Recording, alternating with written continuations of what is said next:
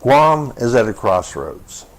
On one hand, we have Bill 59, a bill to give bondholders even more security than they already have. On the other hand, we have Bill 73, the tax revenue anticipation note.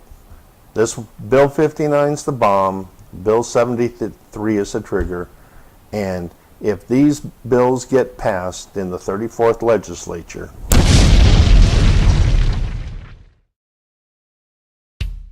we're here today to talk about the debt bomb trigger. The debt bomb trigger is what's going to happen when Bill 73 and Bill 59 collide.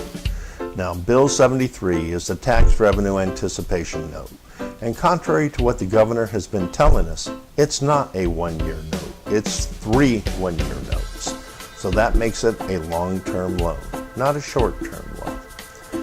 And contrary to what the governor has been telling us, the proceeds and fees and interest will be paid out of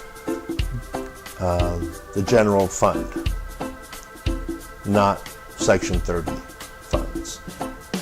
There's another problem with these notes as well. There's a 10% administration fee on each note. So 3 notes, 3 fees. But there's another problem as well.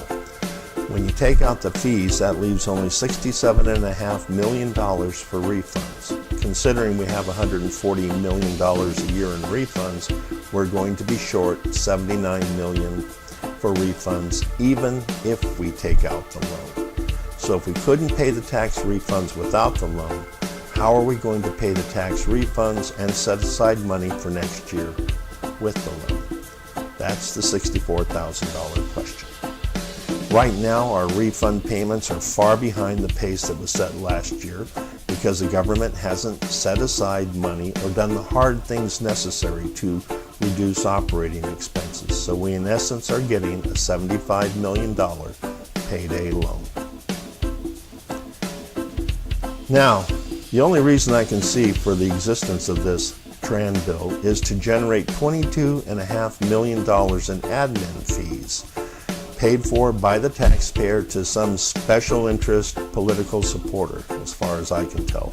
There's no reason for taxpayers to pay $22.5 million in fees instead of applying that $22.5 million to tax refunds. The worst part about it is the bill is guaranteed by the general fund. The language of the bill specifies that payment, interest, and fees will be paid out of the general fund. And if that wasn't enough, these notes can be converted to general obligation bonds. And once they become converted to general obligation bonds, the risk is even stronger for taxpayers because now those notes are guaranteed by the taxpayers in the general fund, not Section 30 money. So now let's look at the bomb, Bill 59. Already we have given bondholders collateral with the business privilege tax payments, but giving them more credit reaching into the general fund. That's the same thing that happened for Puerto Rico. That's why I call it the Puerto Rico poison pill. And we see how it worked for them because bondholders were able to force the government to close down 130 schools and lay off thousands of employees to pay bond payments. And now Puerto Rico still is in a debt crisis, and the Federal Control Board has announced a series of recommended cuts, beginning with closing an additional 300 schools. On top of closing an additional 300 schools, the board is recommending that 75% of public agencies be closed as well. A freeze on government wages, a cut in working hours, a cut in pension benefits, and they're recommending a cut in health care benefits. They're also recommending to raise taxes and also raise fees. The senators are looking at also selling assets like the airport, public beaches, and even the commercial port to raise money to satisfy the bondholders. And now Calvo wants an urgent vote on this $75 million loan so that he can pay tax refunds in days instead of months. The only reason I can think of is that his financial house of cards is beginning to tumble. We have operational deficits in excess of $100 million. All the agencies are in arrears on paying their bills.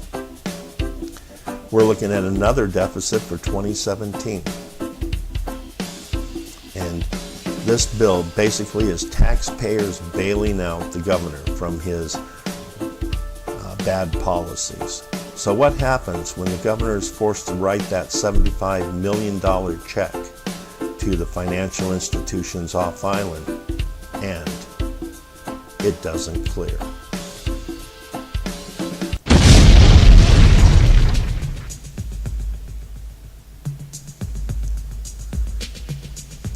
That's when the debt bomb explodes. And as the debt bomb explodes, remember, all the debts as a result of 73 and 59 are guaranteed by taxpayers and the general fund. So the debt bomb will be the trigger that forces the president to sign documents giving Guam our own federal board of controllers right behind Puerto Rico. And as soon as that letter has been signed, then all the government of Guam agencies will have their own federal controllers supervising all aspects of the financial operations of the various agencies and departments of the government of Guam. To prevent that, follow this page. That way you will have the latest information on the actions of the government and the legislature to help protect yourself. Share this page with your family, friends, and co-workers so they too can be informed about what our elected officials are doing or not doing to protect them from the financial consequences of the debt bomb. And act. Make a call, send an email to a senator and tell him no more debt.